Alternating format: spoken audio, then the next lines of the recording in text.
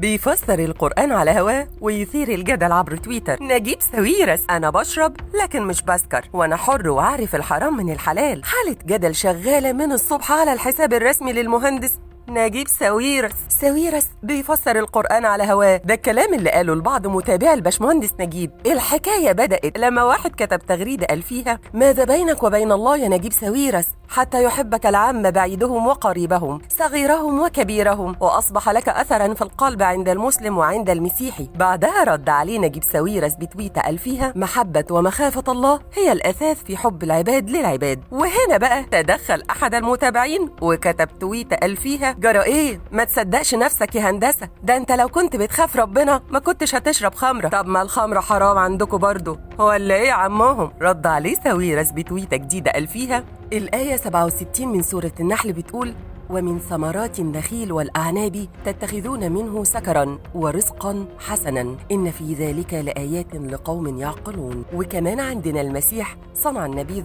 في فرح قناة، فأنا أشرب ولكن لا أسكر وأنا حر والله أعلم. انتهت تويتة ساويرس. وهنا بقى الدنيا هوب شعللت على تويتر. ناس دخلت ترد على ساويرس وتقول له: هو انت هتفسر القرآن على مزاجك؟ ناس تانية دخلت تقول: هو بيتكلم صح، بس الآية نزلت في بداية الإسلام وأوامر النهي والتحريم كانت بتيجي بالتدريج، زي مثلا الآية اللي بتقول: بسم الله الرحمن الرحيم لا تقربوا الصلاة وأنتم سكارى. فهل معناها إن احنا نسكر عادي في غير أوقات الصلاة؟ عموما الحوار تحول لحالة جدل، وما زال الجدل قائم على الحساب الرسمي لنجيب ساويرس اللي غاوي إثارة جدل. بس المرة دي نجيب فص ملح وداب واختفى وما بيردش لا بتويتات ولا بتغريدات، وقاعد يتفرج على التعليقات انتظارا لهدوء العاصفة كعادته في كل مرة. وأخيرا جاءته تويتة من أحدهم يقول فيها: يا نجيب بيه، يا نجيب باشا، عيش حياتك كما يحلو لك. ما دام مش بتسبب ضرر لأي حد